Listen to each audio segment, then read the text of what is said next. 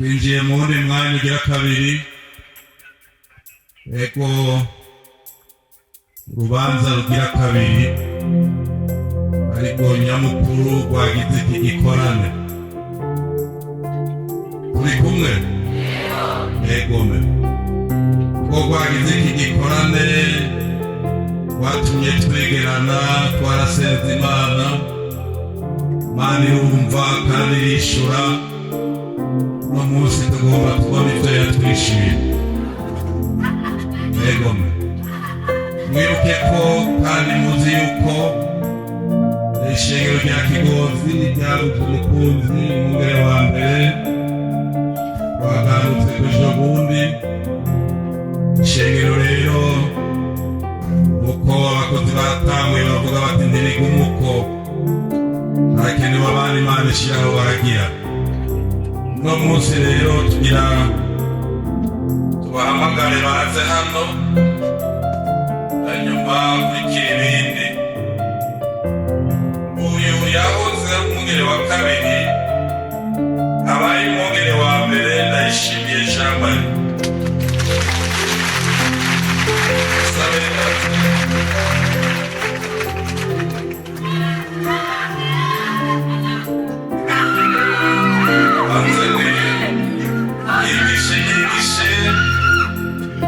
Wakabiri wiwe kondirasenzi Imana yamutanga n'uwitwa Birasangwa rubuye rero wakabiri.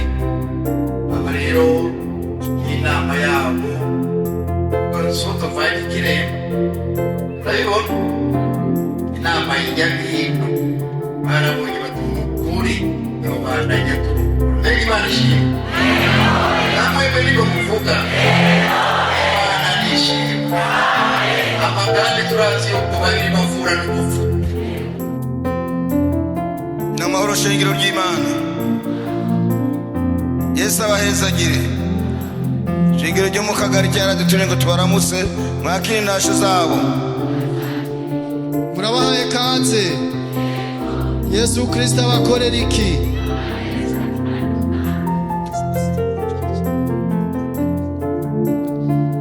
Twaratumiye ishengero ryo mu Gashikanwa, dusabe umwungere wa mbere yandare buke buke, umwungere wa kabiri Matsinza agwaye, ariko turashimiye Imana ko yandaye. Musa akaba ari kumwe natwe. Mbega muranezerewe? Yego yandaye kwera, afite amagara make mugabo yandaye kugira ngo tubane uyu munsi. Amasabe abapasitori nabo nyine buhaguruka. N'uyu mutama maze iminsi afite amagara make, ariko Imana yamushoboje kubana natwe kuri uyu munsi. Uyu niwe mwungere wa mbere w'ishengero ryo mu Gashikanwa, uriya mwungere wa kabiri. None rero babaramutse.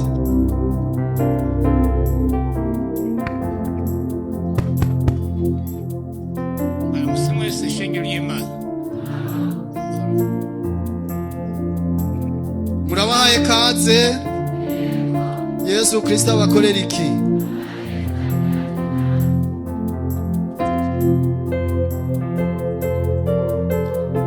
Twaratumiye ishengero ryo mu Maramvya, rero haje umwungere wa kabiri. None twajya tumusaba ashike hano kugira ngo tumuhe kaze. Kumure nabo baramuherekeje uhaguruka.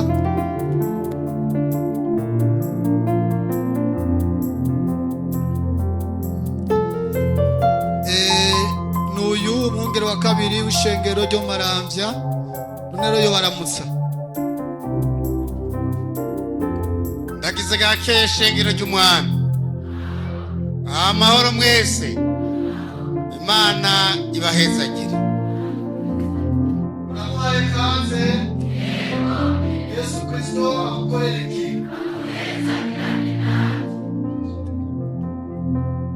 Twaratumiye umwungere w'ishengero ryo muri Kongo, ishengero rya Sinai Kabimvira, kandi ariko rivuga ubutumwa ishengero rya Gasenga. None rero boshikanga kugira ngo mayikaze tubiyegeze sinayika vimvira uvuye Bujumbura ujabutse n'uvira uco washikani hafi cyane batafajyo shenge bitamurushikirako n'uyu mungero wa mbere w'ishengero rya sinayika vimvira.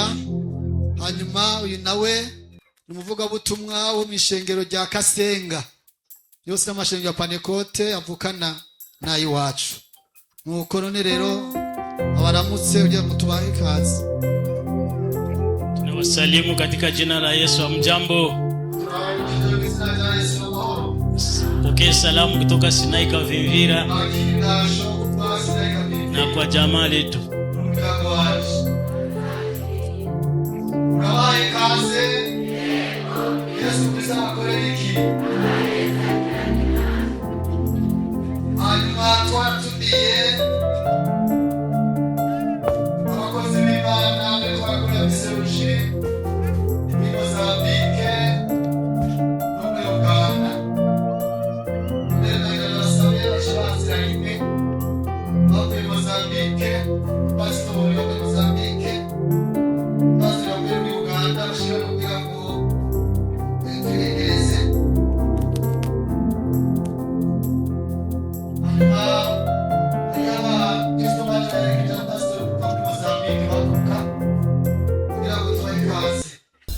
Ijambo ry'Imana ni itara. Ijambo ry'Imana ni umuco umurikira ibirenge byanje mu nzira y'agakiza.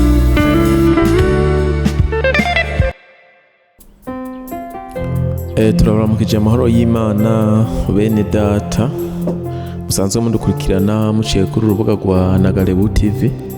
Tubashimire kandi tubakengurukire uburyo mubana natwe mugakurikirana ibiganiro bisanzwe bica ngaha, indirimbo zisanzwe zihashana n'amajambo y'Imana bitandukanye bica ngaha bihembura ubugingo bw'abatari bake.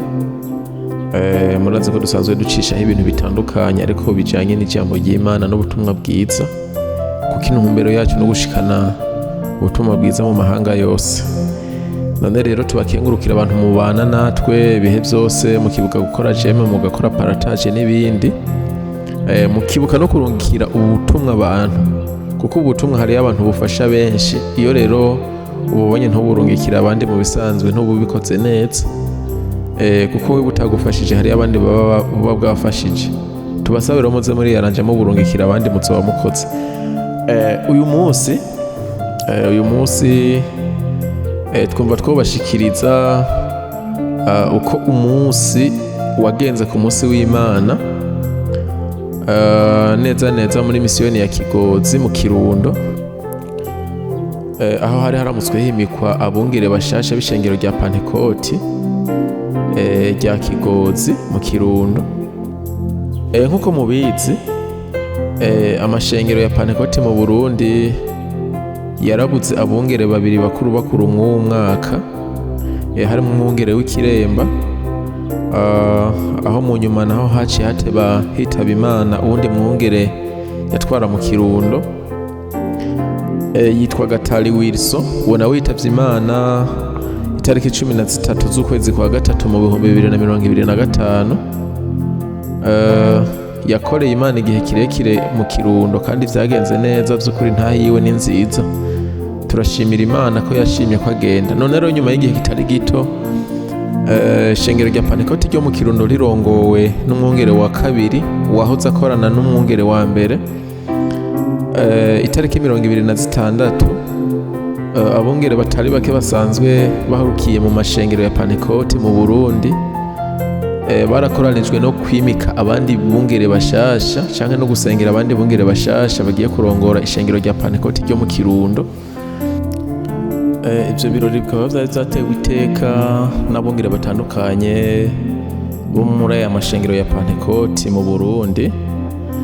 Aha ndavuga nk'umwungere wa mbere n'umwungere wa kabiri bo mu ishengero rya Pantekoti ryo ku Mugara, ndavuga nk'umwungere wa mbere n'umwungere wa kabiri bo mu ishengero rya Pantekoti ry'Ikiremba, umwungere wa mbere n'uwa kabiri wo mu ishengero rya Pantekoti ryo mu Gashikanwa, umwungere wa mbere n'uwa kabiri wo mu ishengero rya Pantekoti ryo mu Kagari. Kandi twovuga umwungere wa kabiri w'ishengero rya Pantekoti ryo mu Maramvya. Twavuga kandi n'umwungere w'ishengero rya Pantekoti ryo mu Kagari, umwungere wa mbere n'umwungere wa kabiri. Twavuga kandi n'umwungere w'ishengero ryo muri Kongo, aho bita Kavimvira Kasenga, naho muri Uvira hafi. Twavuga kandi n'abapasiteri batandukanye basanzwe bari muri misiyoloji hanze Mozambique, Uganda n'ahandi. Twakwibagira kandi ko n'umunyamabanga mukuru wa Sepebu hamwe n'icegera ciwe naho bari biya n'abandi benshi cyane tutarenze kugarukako, kuko byarimwo abanyacubahiro benshi baba bo mw'ishengero n'abo mu ntwara, kandi ibyo byose twabishimiye Imana cyane. None ico gikorwa cyagenze neza by'ukuri, aho umwungere wa kabiri yaramaze igihe arongoye iri shengero rya Pantekoti, ariwe Ndayishimiye Jean Marie, ariwe yaciye umwungere wa mbere. Uyu yitwa Nzisabira Mariko, akaca umwungere wa kabiri. Ubu rero n'abavyeyi b'ishengero rya Pantekoti ryo mu Kirundo, ari nayo mpamvu abavyeyi b'ishengero baciye babarambika ko ibiganza barabasengera, barongowe n'umwungere w'ishengero rya Pantekoti ry'Ikiremba, aho ariwe yabasomeye ijambo ry'Imana ryo gupfukamako kugira ngo babasengere. Abandi nabo baraja hamwe barabasengera, harimo abo bungere ba mbere n'aba kabiri bo mu mashengero ya Pantekoti yo mu Burundi. Twamenyesha ko abantu bari banezerewe cyane, baryohewe, by'ukuri byari ibintu byiza. Kuva rero uyu munsi tariki 26 z'ukwezi kwa kane umwaka w'2026, ishengero rya Pantekoti ryo mu Kirundo rirongowe na Revera Pasteur Ndayishimiye Jean Marie hamwe na Nzisabira Mark. Abo bantu nibo bagiye kuragira intama ziri muri misiyoni ya Kirundo, babwiwe amajambo akomeye n'umwungere w'ishengero rya Pantekoti ry'Ikiremba, ndetse n'abandi bungere, kuko murazi ko kurongora intama ntivyoroshe, cyane cyane kurongora abantu bo muri iki gihe c'iherezo, ariko Yesu Kristo azobafasha, azobana nabo. Dushimira Imana ko ari abakozi b'Imana buzuye mpwemu, dushimira Imana ko ari abakozi b'Imana basengewe, kandi basengewe igihe kirekire nk'uko byashikirijwe n'umwungere w'ishengero rya Pantekoti ryo ku Mugara. Baragiye hamwe abungere barabasengera, barasenga kugira ngo Imana isubire ironse abandi bungere bashasha ishengero rya Pantekoti ryo mu Kirundo. Turamukanya ntibirambira, dusubire turamukanya amahoro. Mugira umugisha shengero ry'Imana. Turanezerewe kuba hano Kigozi ku Mugara, baradutumye intasho ntitwazivuze, muzakire. Kandi mbere yaho tuvuga ijambo ry'Imana, twagomba dushime ikaze duhawe mu izina ry'abashitsi bose, abashitsi babubahwa mubonye umwanya uheze babakira. Turashimye cyane iri kaze, Imana nibahezagire. Turi kumwe, ndabona kumengo muhava mugomba gutaha, kumura benshi baje batekeye, sinzi ko murambiwe, ariko mu mwanya muto turabarekura. Nagomba dusome ijambo ry'Imana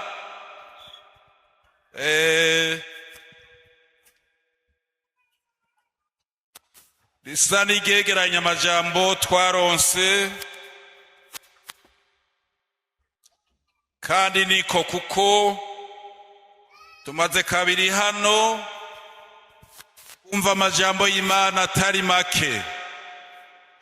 Guhera ku munsi wa gatanu na nijoro twararonse amajambo aremereye meza y'ishengero ry'Imana rikwiye kugenderako. Nanje muko dutandukana nabonye ijambo rimeze nk'impamba, nzamuzi twokwijanisha iyo turoye dusubira mu isi tukazigamwa n'iryo jambo ry'Imana, n'amajambo muzi ariko mu mutima byarangobeye ko ntoyareka kuyavuga. Cete Paulo yandikiye abigalatiya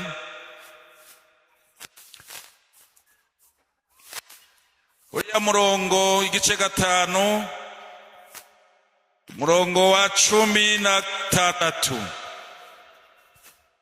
Cete Paulo yandikiye abigalatiya 5:16. Dusome.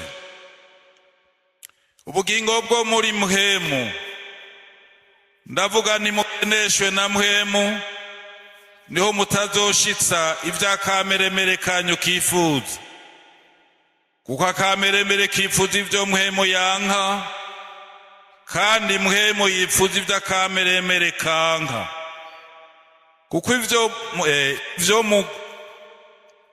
Kuko ivyo bihiganwa ngo ndimukora ivyo mugomba, ariko namba murongorwa na muhemu nimuganzwa n'ivyagezwe. Amen. Mwami Yesu, turagushimiye iki gitondo, turagushimiye umurango, turagushimiye kumaranye iminsi natwe.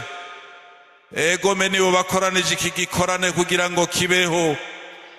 Twarumvise amajambo adasanzwe, n'ubu uracari kumwe natwe. Duhezagire aho duhava dutandukana, wese akajiwe tujana ijambo ryawe. Urakoze kubikora kandi turavyizeye, ni mw'izina rya Yesu. Amen.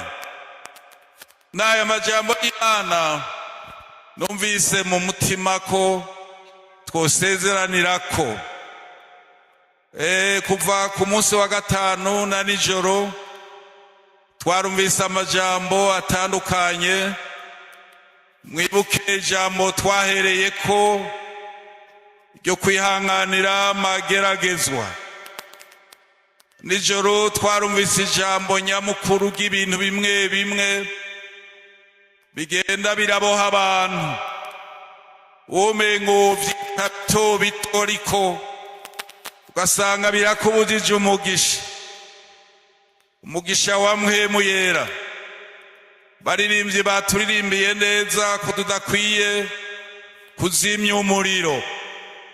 Uyu muhemu yera rero ni Imana mu butatu buri Imana imwe, kandi uyu muhemu yera niwe twahawe kuba umuzigamyi, kutugendesha, kuturagira, kutwigisha, kutuvugira, aranaturirira, aranadusengera. Muhemu yera afise igikorwa kinini imbere y'Imana. Ishengero ryakoraniye hano kuva ku wa 5. Muhemu yera yagiye aravuga ivyo rikeneye. Yesu wacu nashimwe cyane, kandi ishengero dushime ko twaronse muhemu yera. Yesu nashimwe, kuko iyo tutaba dufise muhemu yera tugendeshwa n'umubiri. Uyu Paulo yagendagenze muri aba bantu b'i Galatiya, arabandikira, arabaraba, arabamenya. Usomye hariya ku gice cya 3 hariho amajambo yavuze nk'ukaze. Aranababwira ati, yemwe Bagalatiya b'ibijuju, ninde yabaroze kandi ari mwebwe mweretswe Kristo abambwe? Uyu Paulo arabipfuriza muhemu yera, arababwira ati mugendeshwe na muhemu yera, niho mutazoshitsa ivy'akameremere kagomba. Bene data, akameremere nimbi. Mukozi w'Imana umwere wa 2 wo wigashikanwa yaradushingiye intahe. Mwaravyumvise bihimbaye, kandi twese niko vyabaye.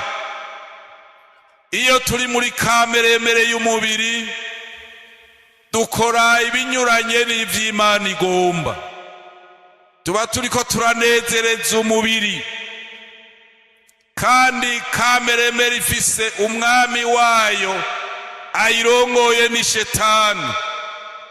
Yesu nadufashe shengero ry'Imana ry'ikigozi, mwebwe mwaje muva iyo mwaje muva hose, ndabifurije mpwemu yera. Shengero ry'Imana turongorwe na mpwemu yera. Aho tuvira hano twemere kurongorwa na mpwemu yera. Mu bikorwa vya minsi yose tuzoba turoyemwo, twemerere mpwemu yera turongore. Kameremere n'imbiri igihushane ca mpwemu yera. Iyo umuntu arongowe na kameremere y'umubiri ngo ntahimbara Imana namba, kuko noneho n'ivyo akora ntibihimbara Imana. Mwama dufashe kumenya iri banga. Twaririmbye ngo ubuntu bw'Imana bwaserutse. Ubu buntu twagiriwe ishengero kumenya Imana n'ubutunzi budasanzwe. Yewe mukristo utunze mpwemu yera, shima Yesu nukuri, shima Yesu mu mutima uti Yesu warakoze, Yesu warakoze, Yesu warakoze. Ishengero ryose dushime, twahawe ubutunzi budasanzwe, kugendana n'Imana mu mutima. Nibakwe n'amahirwe kugendana n'Imana. Kuba ufise mpwemu yera uri kumwe n'Imana. Mwibuke ijambo Yesu yavuze agira duge, aravuga ati simbasiga nk'imfuvyi, nzobarungikira umufasha ari wo mpwemu yera, azobabwira bigishe n'ivyo ntababariye. Uko nukuri mwebwe mwarose mpwemu yera muriga. Mpwemu yera arabigisha. Mpwemu yera yigisha umuntu kuvuga. Mpwemu yera yigisha umuntu guca bugufi. Mpwemu yera yigisha umuntu kubaha. Mpwemu yera ashira umuntu ku rutonde rwose rw'abariko baraja mw'ijuru. Numvise amajambo twoyasezeranira ko bene data, tugendeshwe na mpwemu yera. Tuvuye hano twemerere mpwemu yera tuyobore, twemerere mpwemu yera dufata amaboko. Wemera kujana yagomba, kandi yagomba ni heza, azodushitsa mw'ijuru. Nzamba niyavuga ni wazoterura ishengero. Dufise amahirwe adasanzwe. Ishengero ry'Imana sinzi umwanya tuzoba turimwo, namba ari mw'ijoro canke ku murango. Mbega Yesu yoza ubu turaha, muvyimvira mute ijuru rikatwakira rite? Yesu nashimwe. Ndabona ishengero ryonezerwa, abantu boguruka nk'intamba, abantu bogurukisha amababa ya mpwemu yera. Ariko abageneye muri kameremere bo babagowe, kuko nibo bosigara. Imana idufashe kugendeshwa na mpwemu yera, kuko mpwemu yera niwe azotujana mw'ijuru. Twasomye ngo kameremere ivyo yipfuza. Kameremere ni mbi. Kameremere yipfuza ivyo mpwemu yanka. Kameremere igomba kuganza umubiri. Yesu adufashe kuzibukira kameremere twayivukiyemwo, ariko dusabe Yesu adufashe atuzigamishe mpwemu yera. Ndarara bimwe bimwe usanga kameremere ibamwo. Nijoro umukozi w'Imana missionnaire hano yaratweretse ibintu bimwe bimwe biboha abantu. Womengo sivyo, womengo nivyo twamenyereye. Nukuri nasanze ari ivyo. Haraho ibintu umuntu abigira umugenzo, ugasanga ikintu umuntu yakigize umugenzo. Uwundi muntu niwe yabwiye uwundi muntu ati yemwe murazi hari aho umuntu adodora hano agapiga hode ati yemwe muduhe ivyiriwe, uno mwakiriye akavuga ati turiko turarondera, rindira turondere, kandi atari byo. Muri ibi bintu vy'Imana rero nta bijani bibamwo, rindira turondere. Uwo muntu aravuga ati yari umukozi w'Imana, ataho hantu umuntu arahihendera. Navyibukijwe n'amajambo misiyoneri yigishije ejo, yaratubwiye kubw'itelefoni zidutunze. Umuntu arashobora kuvuga ati ndageze Ingozi kandi akiri Bujumbura, n'ukuri biratahurika neza. Ishengero ry'Imana rero rirongowe na Mpwemu Yera riragomba ukuri. Amen. Riragomba ukuri, riragomba ko tuba abantu b'abanyakuri, uko iryo juru ry'Imana nta bantu b'ababeshi bazojayo, nta bantu b'abatezi b'ibinanga bazojayo, babandi bitwa ba muvyara canke abandi. Riragomba abantu b'ukuri, mufasoni n'umugabo mu nzu umunyakuri, abana n'abavyeyi bakaba abanyakuri by'ukuri. Uko niko Mpwemu Yera agomba. Shengero duhava tuva hano tuja iwacu, hari iwacu ni mw'isi. Nagusaba ingabire warose hano, maze iminsi tubona abantu bapfukama benshi. Ibi bintu warongeye aha urabizigama, Mpwemu Yera bikuzigamire. Uriko urasenga Imana uvuga uti Mpwemu Yera nzigamira agakiza narose ntikasesekane. Ego kabisa, gakiza yemwe twarose. Umuntu muko ashikira Mpwemu Yera abanza gakizwa neza, kuko uyu Mpwemu turonka tuba twarabwe ko twakijijwe. Imana idufashe ibisigarira byose umwami abona ko atari ibyo bihave. Umukozi w'Imana Pawulo yaravyeretse abantu b'i Kolosayi. Reka tuhasome hariya 3 ku murongo wa 5. Cete Pawulo yandikiye ab'i Kolosayi 5:3 ku murongo wa 5. Havuga ngo nuko mw'ingingo zanyu ziri mw'isi ubushakanyi, ibihumanya, ukwifuza ku mubiri, ukwifuza kubikose, no kwifuza ivy'abandi, niko gusenga ibigirwamana. Ivyo nivyo bizanira uburake bw'Imana abantu b'intabarirwa.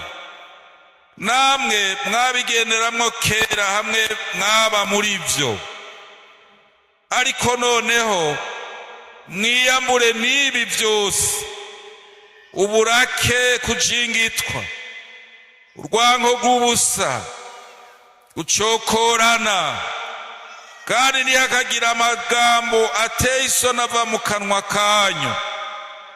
Ntimukabeshane, kuko mwiyambuye umuntu wa kera n'ibikorwa vyiwe, mukambara umuntu musha ahindurwa musha, ngo agire ubwenge amere nk'ishusho y'iyamuremye.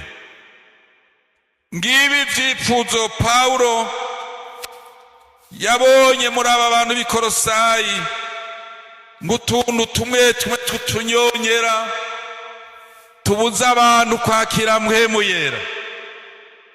Vyari mu bantu b'i Kolosayi, uno munsi biri muri twebwe, biri mu mashengero yacu.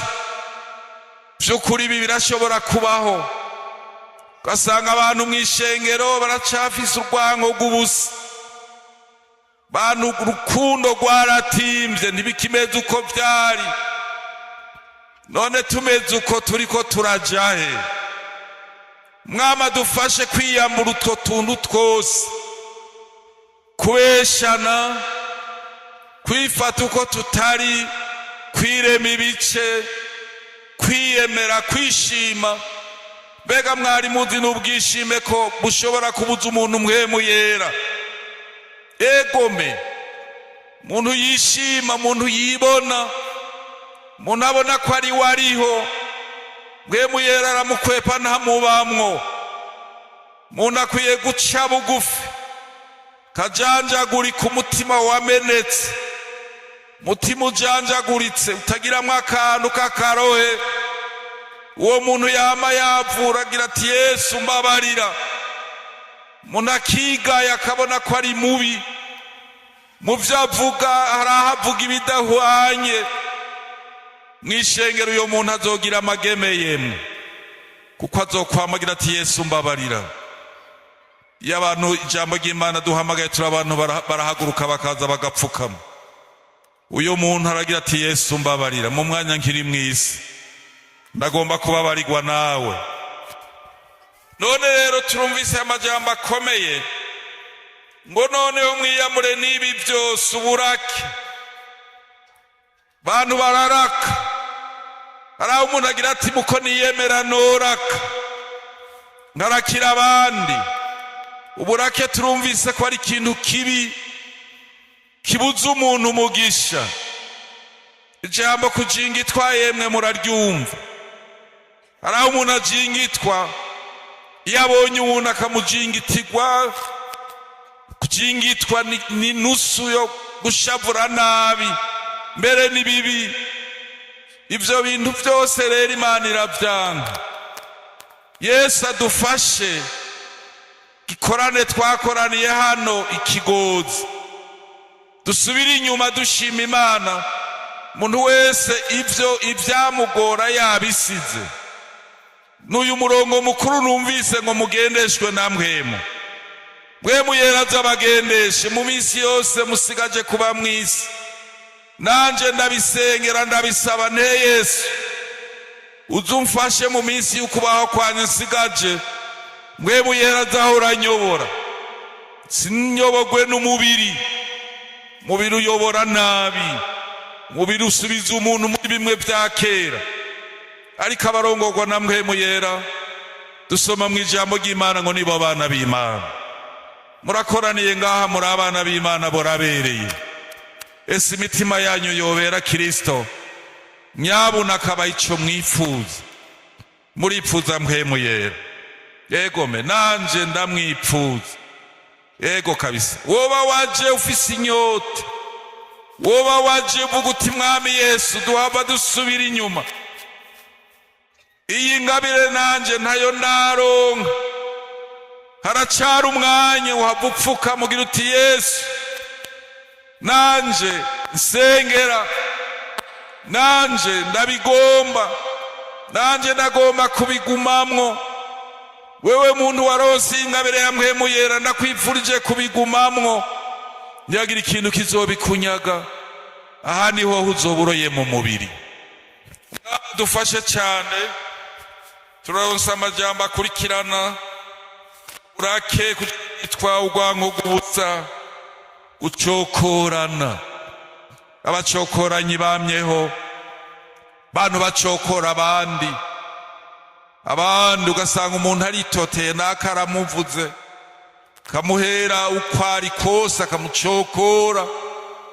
Ivyo ni ibintu bitumwa na kameremere y'umubiri. Yesu adufashe shengero duhava dutaha kandi hariko haragera.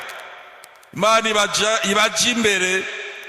Wewe woba ugifise inyota, wewe waje uno munsi ukirongorwa n'umubiri, ntugende udapfukamiye kameremere ubanze. Twumvise ibihanga, abantu, ubushakanyi, ubusambanyi, ibyifuzo bibi, byo birabaho mu bantu. Ugasanga umuntu yaramogojwe n'ibyifuzo bibi, bimwe vyonona wa wundi ya munoni. Ivyo ntibituma umuntu yemererwa kuronka mpwemu yera.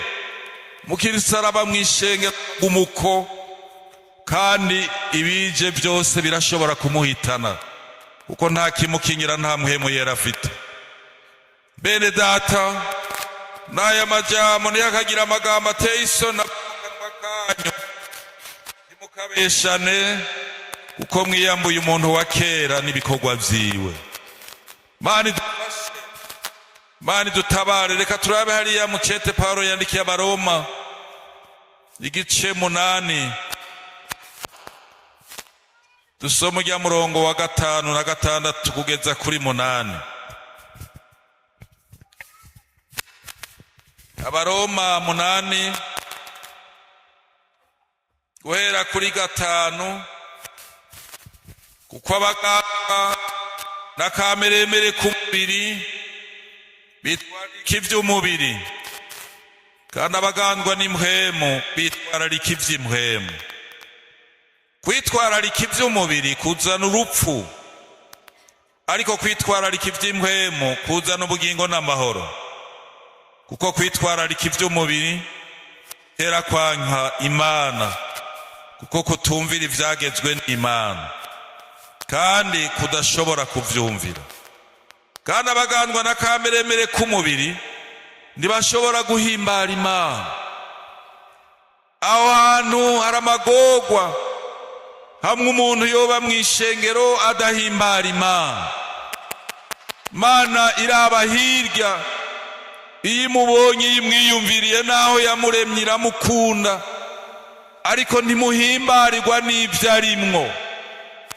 Kameremere k'umubiri karatuma Imana idahimbarirwa umuntu. Bene data, dukunda ibyo kuvyiyambura kugira ngo Imana iduhimbarirwe, tuba abantu babuzure n'Imana.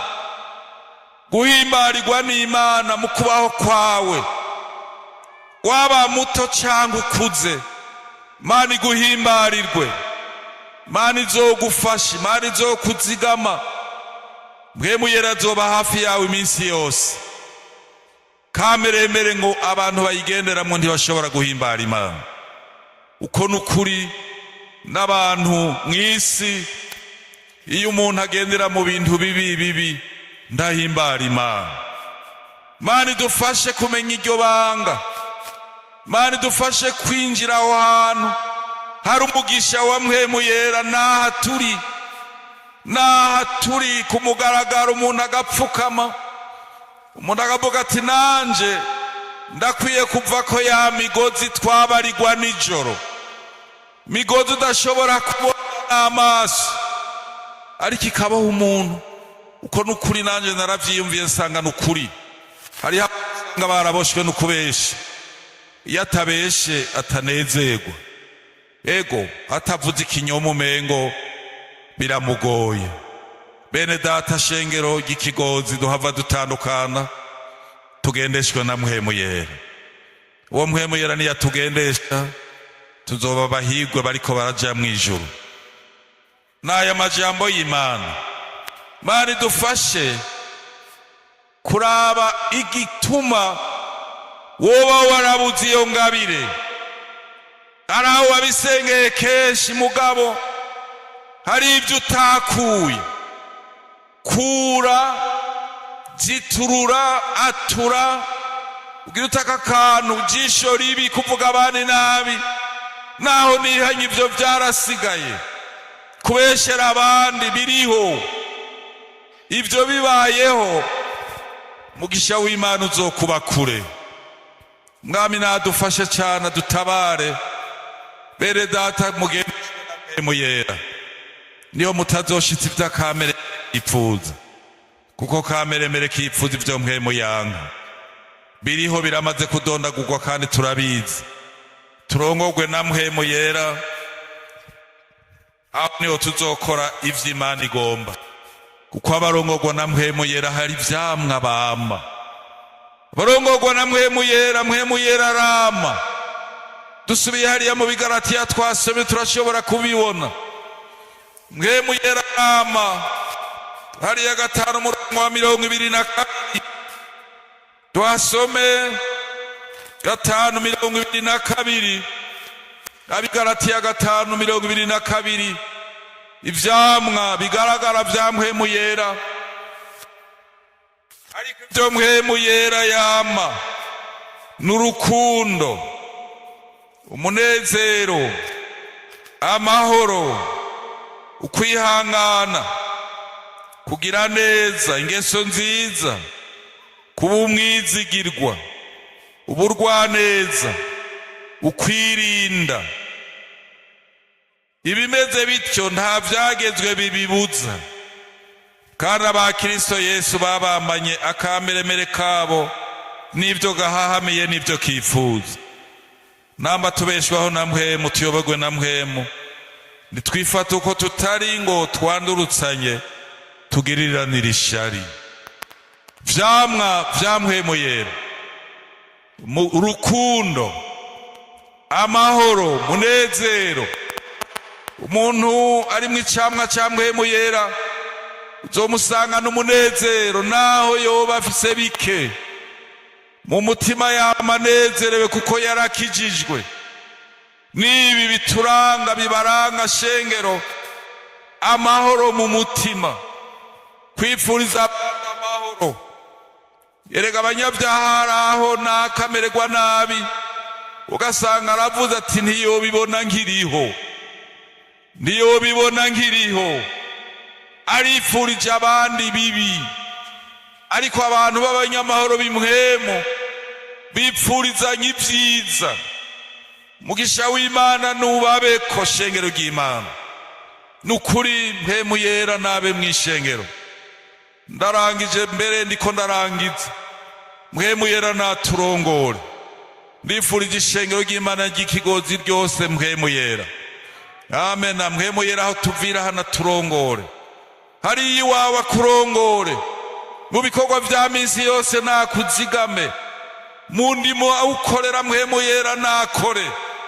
Ego meno mu vyukora nambara urudanazwa, nambara uri mu biro, iyo mpemu yera ari mu mutima agukoresha ibyiza, hanyuma amahoro agasasagara mw'isi mu gihugu.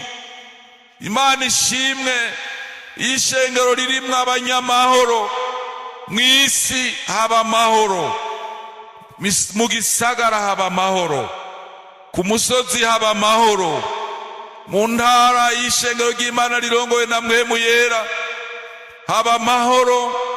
Nta manza z'urukwegane z'abantu byo gushikurana, kuko barongowe na mpemu yera.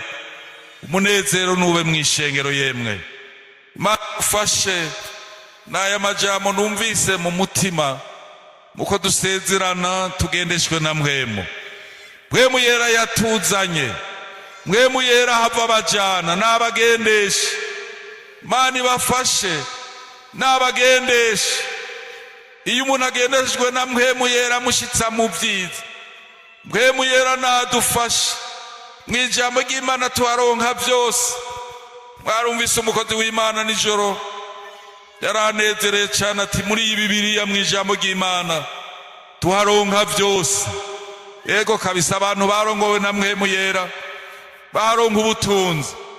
Yaravuze ati baharonka imiduga, aravuga ati baharonka inzu, baharonka abo bubakana. Imana nishimwe, kuko muri Yesu, muri mpemu yera hari ubutunzi budasanzwe, kandi Imana nishobora kwima abantu bayiyoboka ikintu na kimwe. Imana ifashe n'aya majambo y'Imana twemere kugendeshwa na mpemu yera, atuzigame, aturagire, aducure kandi aduturutse minsi yose. Twa tuntu duto duto tutunyonyera tudukureho. Uha amaboko mpemu yera bari wakuyobora. Mpemu yera azodushitsa mw'ijuru. N'aya majambo y'Imana Yesu nabahezagire.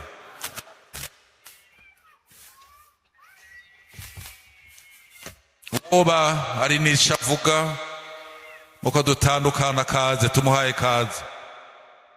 Tunyarutse wobagira ati sinshobora kuvaha, na juno munsi ndumva muri jewe akantu kakariganga muhogo kambuza kwakira iyo ngabire, kurongorwa. Mpemu yera muri jewe yoba yaragiye. Erega mpemu yera yoba yaragiye, woba wari waramuronse, ariko kubw'imyifato yawe mpemu yera yaragiye. Subira ukomoze, tinakomoje mwami, ndagomba unkomorere, naranyazwe. Shetani aranyaga abantu izo ngabire, bagasigara uko bakabaye. Mubanguke abantu bafise inzara n'inyota bagomba kugendeshwa na mpwemu yera. Mubanguke abantu bumva ko kameremera ikibahanga muvyiganire yetu uteye Yesu nagomba gusubira hariya naje mva vya bindi ibanga nari narabitse ndarivuze ndamenye ibanga narimeneye Satani ego kabisa uko yamfashe nabi ndabivuze ndigomera kurongorwa na mpwemu yera. Naha rero tugirirwa ubuntu kaze bene data guca ugomba cyose umwami aragikora. Egome namba ugomba mpwemu yera woba wari wararose mpwemu yera ariko waratakaje. Mana nibafashe waratakaje, subira ukomoze umugisha Mana ikugendeshe mu buntu bwayo. N'uyu mwanya dufise b'ubuntu kuronka aho dukoranira ijambo ry'Imana rikavugwa abantu bagaca bugufi bakemera uko bagenze kose. Mwami natugirire neza, tugomba gusenga. Nagomba nsaba abantu babiri babe barasenga mw'ishengero ry'Imana.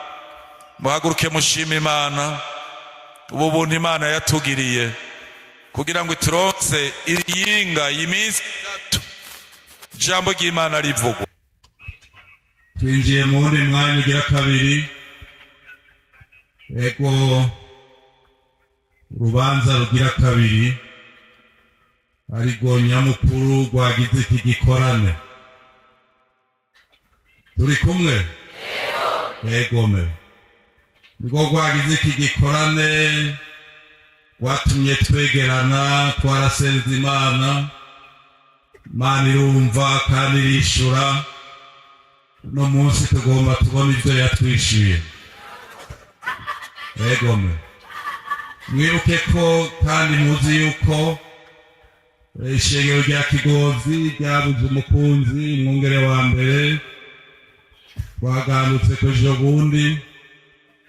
Ishengero rero nuko abakozi batanguye bavuga bati ntibigumuko harakenewe abana Imana ishiraho baragira.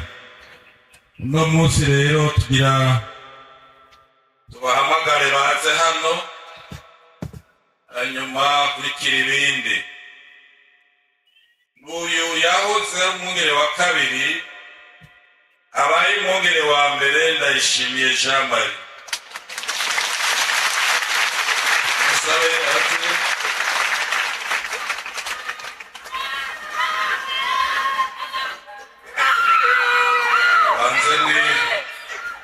yigishe wa kabiri wiwe uko basenze Imana iramutanga n'uwitwa Sabira Mari.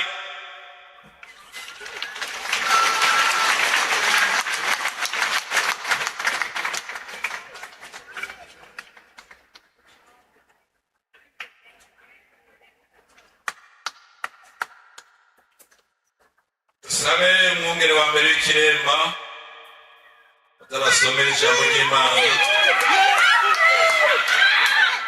kandi abungere muce muza usaba abungere muze mwegere.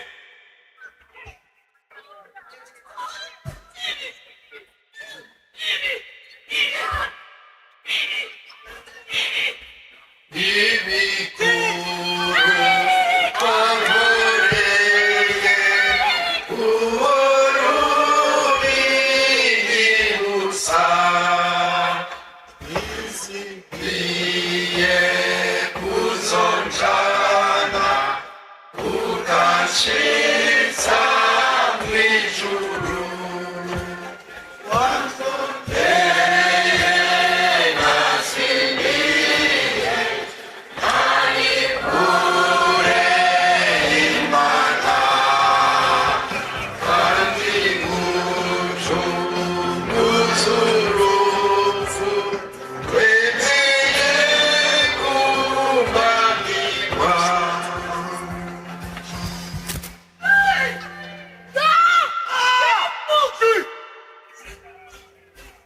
shengero ry'Imana n'amahoro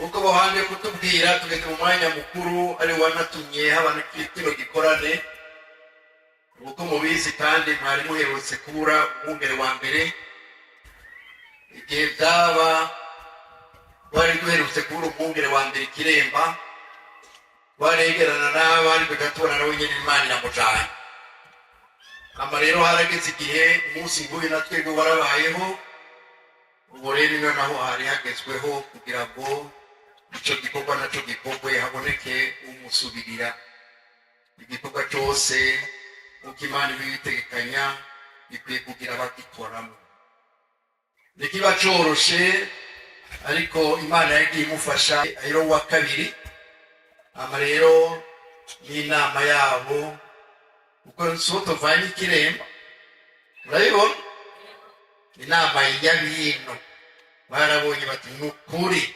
yobandanya turongora mbega Imana ishimwe namwe niko muvuga Imana nishimwe ama kandi turazi yuko babiri bavura n'umupfu igishengero nini cyane naho tuvuga ngo bagiye kuba babiri si bo rirongora bonyene bakorana n'abantu ariko rero habaho kwegerana no gushobora gufashanya kugira ngo abarongoye hirya no hino ibibazo bibashikire bano bikemurirwe hamwe niho rero waciye baronka burya musanzwe muzi nawe nyine so twakuye hariya yarasanzwe akora ibikorwa ngaha mbega Imana ishimwe Imana ishimwe muzobasengera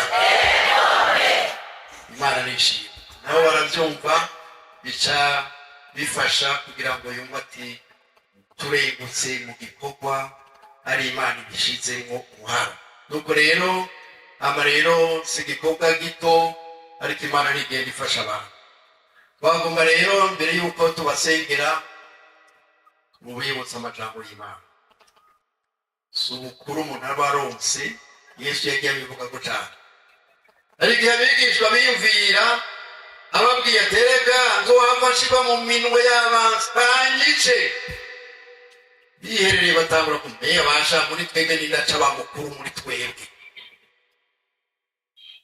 ateka uko siko bigenda reka murabe yajya muri Luka yaciye abivuga ko cyane abane kumva murongo igice ca 22 Yesu wenyene yabivuga amba igice ca 22 ku murongo 24 haravuga ngo maze havyuka impari muri bo zuwo bagereranya ko ari we mukuru awari harababwira ati abami b'amahanga bayakwaza amanya n'abafise ububasha bwo kuyaganza bitwa barutunga bo ariko mwebwe rero ndiko mbwira naba yabwira abigishwa intumwa ziwe ariko mwebwe suko mugabo mukuru muri mwebwe abe nk'umuto nuganza abe nk'ubakorera umukuru ninde ukorerwa canke n'umukorera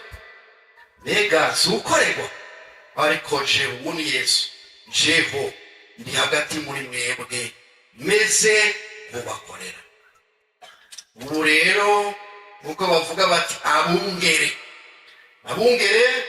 iyo umuntu yise umwungere bari umwungere w'ibintungwa w'inka n'ibi abafise uwo ariko aranagira sibyo arashobora kuragira n'ivyuyiwe mugabo akaragirira n'ubu mugabo rero nabungere gukuragira ishengero ry'Imana kandi ibyo navyo ni binini cyane baragire nk'uko Imana igomba Petero wa mbere igice ca 5 naho nyene barabibwirwa turabibwirwa mbere murongo wa kabiri igice ca 5 Petero arababwira muragira ubusho bw'Imana bwo muri mwebwe mutaburagira nk'abagoberewe ariko mubikunze yaragaragaye muvyo bagiye bakora yuko ico gikorwa bagikora bagikunze mbega Imana ishimwe ubwo bagiye kubandanya hama ngo nsubire ngo muragira ubwo busho bw'Imana bwo muri mwebwe mutaburagira nk'abagoberewe ariko mubikunze nk'uko Imana igomba. Ntimuburagirishe no kurondera inyungu mbi, ariko muburagire mushize igikonyo, kandi ntimuragire nk'abatwaza amanyama. Mbega bibaho amasho mwagabanganirijwe, ariko muri byitegererezo by'ubusho. Turaba gusenge ibyo bayewe kuragira ngo uko Imana igomba mumva naho gutuma umwaka, ariko tuyegereye iraturongora nk'uko twumvise mwemu twahawe araturongora, twemeye ko aturongora akadushikana ku kuri kose. Imana nidufashe, umwami aduhangaze, hama ngo nuko umwungere mukuru niyerekanwa uzokwambikwa mu mitwe igitsibo c'ubwiza kitazogushira. Icyo nicyo duharanira, dukore neza tumukorera, azokwambikwa igitsibo umwanya wavyo. Imana nidufashe. Umurongo wa 6 ngo nuko mwicishe bugufi muri munsi y'ukuboko kw'Imana k'ubushobozi, kugira ngo izibashire hejuru mu gihe gikwiye. Ni Petero yari yarigishwe na Yesu. Pawulo nawe nyene yagiye abivuga, kandi akavuga ati munyina, aho yabwira abantu ngo bamwiga uko nanjye sanzwe nigana Kristo. Bamukurikiye basanga bamwiganye. Nuko rero katurangize tubashimira tuvuga tuti Imana yo mwijuru ibahezagire kandi ishishikare kubana namwe no kubagirira neza. Yesu Kristo umwami wacu abahezagire. Ariko rero twagomba tubasabe kandi by'ukuri umuntu ataragira sabone nagire sabone, turabibasavye. Umuntu ataragira sabone nagire sabone kugira ngo ubu butumwa buze burabashikira byoroshe. Mugire sabone mu bantu bakoresha igifaransa mu sonda handitse sabone, abakoresha ururimi rw'icongereza murabe ahantu handitse subscribe, kandi gira ikantu wanditse muri commentaire nyimba washimishijwe n'ikiganiro, nyimba hari ibindi bintu bitagenze neza navyo nyene bitwandikira muri commentaire kugira tuzobikosore. Hanyuma kandi nyimba wakunze ibi tubashikirije ahantu hari jeme, ahantu hari ikintu kimeze nk'urukumu, uhafyonde kugira ngo byose bigende neza. Nuko rero tubashimire, tubipfuriza amahoro y'Imana umwe wese ahaherereye, tubipfuriza umunsi mwiza canke ijoro ryiza bivanye naho urabiye ikiganiro canke bivanye n'igihugu usanzwe uherereyemo. Tubashimire rero, tubipfuriza ibihe byiza umwe wese ahasanzwe aherereye. Yesu Kristo nabahezagire cyane.